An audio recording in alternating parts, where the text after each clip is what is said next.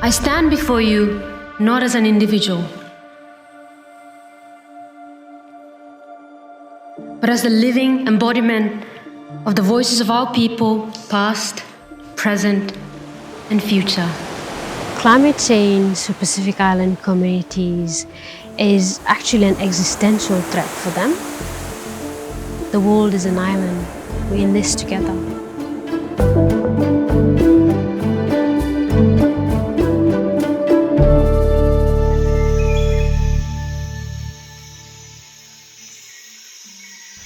The nature of the climate crisis is that it's a global crisis, and therefore the potential of international law to govern the global community is very important so that we are all on the same page, and we're not at the moment. Okay, who has found liability? William, you're quiet. Because when we have a legal obligation, climate action becomes a legal duty, then something that is out of charity. It's always on the balance of probabilities, okay?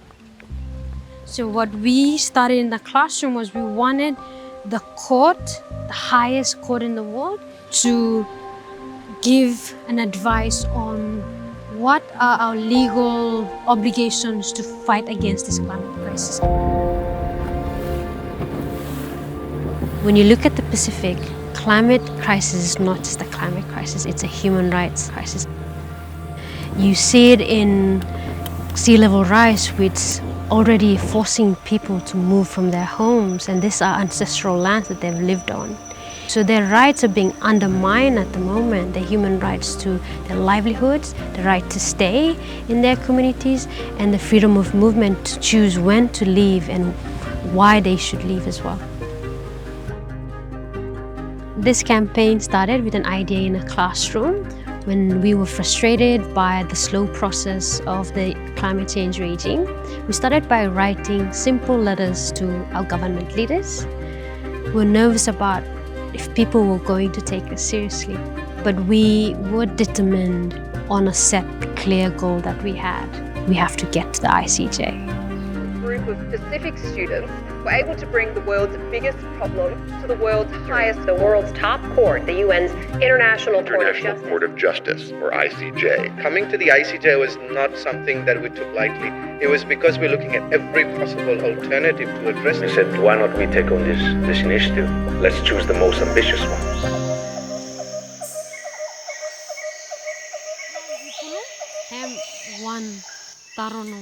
Okay.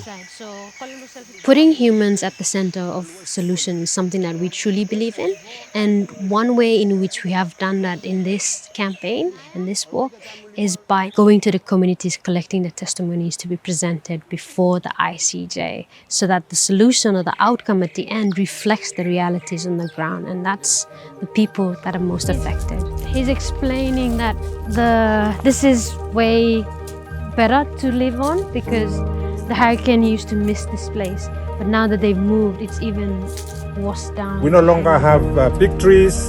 There's coastal erosion continuously. Traditional crops are no longer growing like before.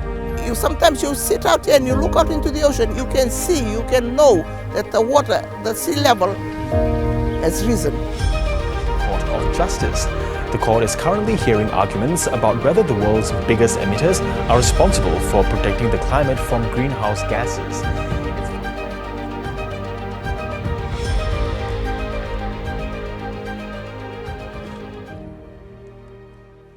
I now give the floor to Ms. Cynthia Houniuhi. Madam, you have the floor. Mr. President, members of the court, my people understand the continuous duty of past and present generations to protect the environment for the future generations. Kiramo. This duty, arata inoni o anaha, is our understanding of the legal principle of intergenerational equity. Climate change is undermining our ability to uphold this sacred contract. As judges of the World Court, you possess the power to help us course correct and renew hope in humanity's ability to address the greatest challenge of our time. The court unanimously is of the opinion that states have a duty to prevent significant harm to the environment by acting with due diligence and to use all means at their disposal. Judges at the UN's top court unanimously ruling countries have a legal obligation to protect the planet. And that now opens the door to possible reparations over climate change. And that countries harmed by climate change could be entitled to compensation and even sue other countries for damage that they've suffered. It felt like I was in a dream. It said everything that we always knew was the truth for us in the Pacific, and those are the frontline communities as well. So we were emotional that we were eventually heard on the highest level possible in terms of law.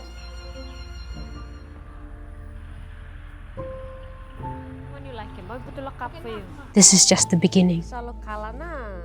Our hope is in the young people. It can be any action, but if you're determined, you work hard, and you're passionate, and you're stubborn, you can achieve whatever you put your mind to.